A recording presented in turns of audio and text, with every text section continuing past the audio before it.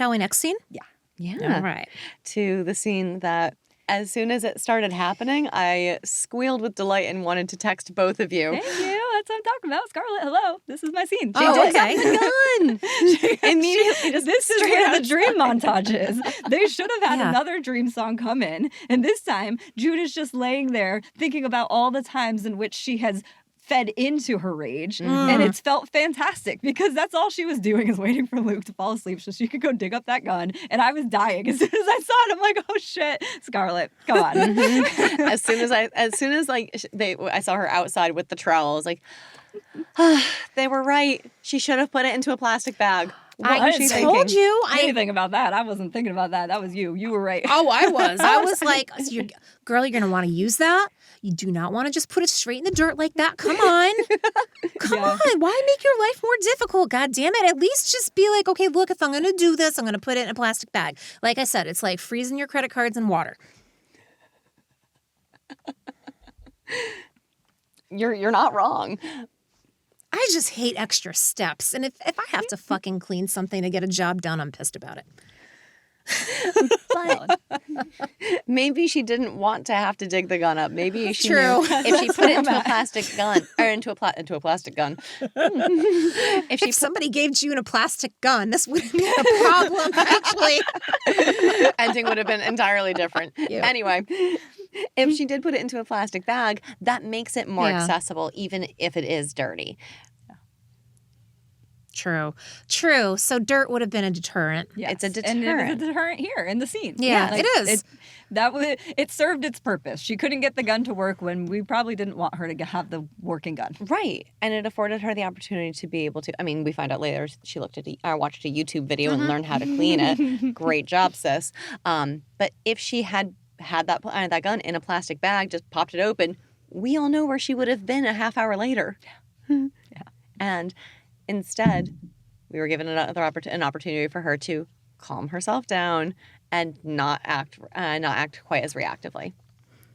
For like a minute. She drives her ass right to the Red Center so she could go interrupt a candlelight vigil outside of Serena's bedroom, which I found hilarious because after all this, it seems like everybody was concerned, about like whether or not June was going to feel safe. And I'm just like, June feels safe enough. She feels fucking safe. It's Serena that should not be feeling safe right now. And she clearly doesn't. And I kind of love this because I'm just thinking about how I would love it if June just showed up every night at like Serena's, doorstep. I don't know. Different sign, maybe a boombox, like, say anything style. Anything at all. Just like continually to fuck with her. Because how unsafe would Serena feel? And then do it long enough so that Serena gets comfortable with it so they can get to the point where they're in passing like, hey, June. Hi, Serena. And then one day, June just pounces. And that's how it would work in my world. I like that. I like that too. But no, instead, June just stares Serena down. And the shift in Serena's face from my adoring, doting public with the candlelight vigil, they love me so dearly. Holy shit, what the fuck is she doing here? And her face shifts so splendidly. And it's a subtle shift, but it's magnificently done. I will say this. Ezra had one good line in this entire show, in this entire episode, when she's like, Serena says, isn't there something you can do? I can't stop her from driving.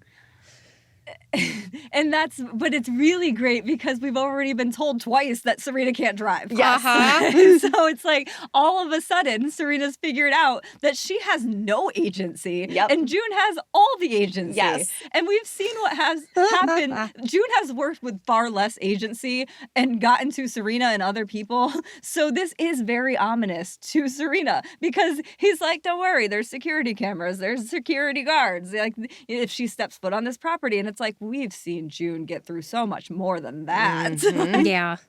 It's scary for Serena. She should be scared. She should be. And that line from Ezra is so fucking good because he's delightfully obtuse to everything that June is capable of.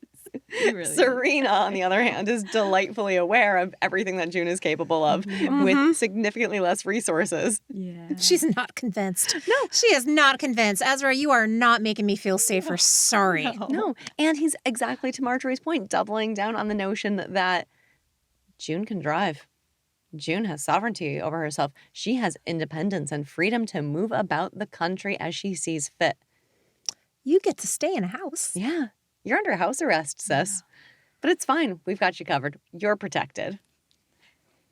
I really love how June was spurred into action when she saw her up in the window. Because it's a shot that we see a lot of June looking at Serena up in the Waterford House window. Yeah. Like, that's happened before. I don't know if it's happened many, many times, but like, Yeah. she does see her. And again, it doubles down on that. In the past, she didn't have the agency to charge at her the way she does, gun or no gun. She looks Yes. up and she sees her and she's like, fuck the gun. I'll just go antagonize her with my face. Yeah. And she can. She has the power to do that now.